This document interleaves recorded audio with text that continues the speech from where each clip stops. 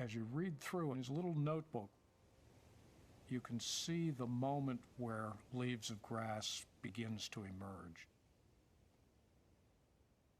In typical Whitman fashion, there are all kinds of things in this notebook, little notations of what he owes people, and he's got addresses and names of people and places that he has to go. And then he begins writing in prose. He starts out saying, "Be simple and clear. Be not occult." He's looking for his voice, and at one point he says, every soul has its own individual voice. And then he has a line that I've always been fascinated with. It says, "Do not descend among professors and capitalists." And he stops at that point, and there are a couple of blank pages. And then when you turn the page, suddenly there it is. And it starts, "I am the poet of slaves and of the masters of slaves. I am the poet of the body, and I am," and then he stops. And in that moment where he writes, "and I am," I can feel the moment where Whitman senses that I that is going to become his main character in all of his poems. That I has come into existence, and I am. And then he crosses those lines out, and there's a little space, and then he writes the first lines that are going to get into Leaves of Grass. "I am the poet of the body, and I am the poet of the soul. I go with the slaves of the earth equally with the masters, and I will stand between the master and the slaves, entering into both so that both will understand me alike." And there it is. Everything that's going to be great in Whitman is in those lines. Out of that small notebook grew a thin volume with 12 untitled poems, typeset by the hand of the poet. I celebrate myself, and what I assume you shall assume.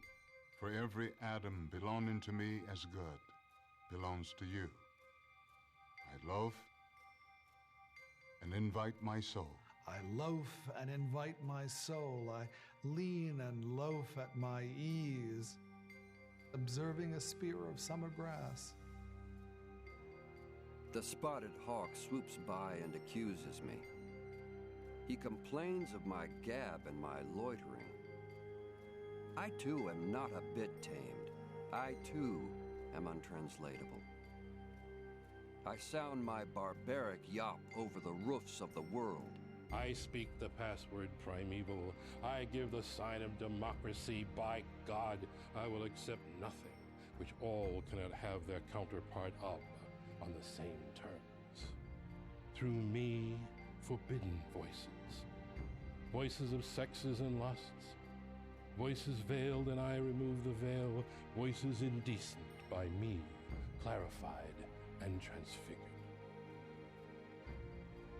Here was the first truly American poet who broke out of the form of formal poetry. You know how in a sonnet you have these boundaries? Leaves of Grass is a poem without boundaries, and so that everything can flood into it. People, professions, landscape, memories, engineering, water, children, Native Americans. There's no boundaries keeping anything out. Leaves of Grass contained astronomy, mythology, Egyptology, religions of the East and West, and the latest science.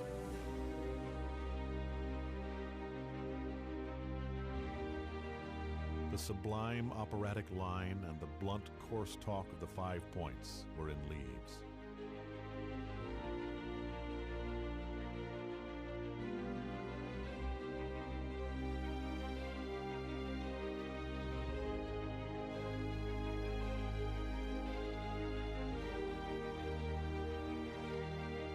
carpenter, the printer, the half-breed, patriarchs, prostitutes, opium eaters, and the president himself peopled the poems. The squaw in her yellow-hemmed cloth was there on the page, the bride in her white dress, Kentuckian, Georgian, and Californian. What joined them to one another was the firm embrace of the poet himself, who was, after all, just one of the crowd. Whitman portrays himself on the title page and the frontispiece without his name, but with an image of himself unlike any image of a poet before. It's not the poet from the shoulders up, dressed in formal dress, which emphasizes the poetry that comes from the intellect, the poetry that comes from a life of privilege and education. Instead, this is poetry that comes from a life of walking in the streets. It's the poetry that emerges through the hands and arms and through the heart pumping blood to all parts of the body.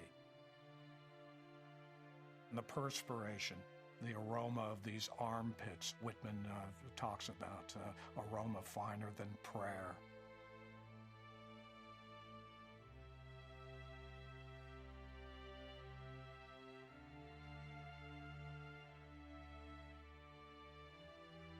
This is everything about sinews, this was everything about crotch, this was everything about armpits.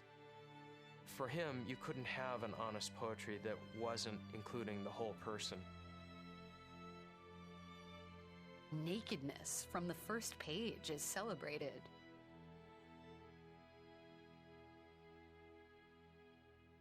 Whitman's openness and celebration of sexuality, and not just heterosexual sex, but sex on the edges, masturbation, voyeurism, oral sex. It's in there.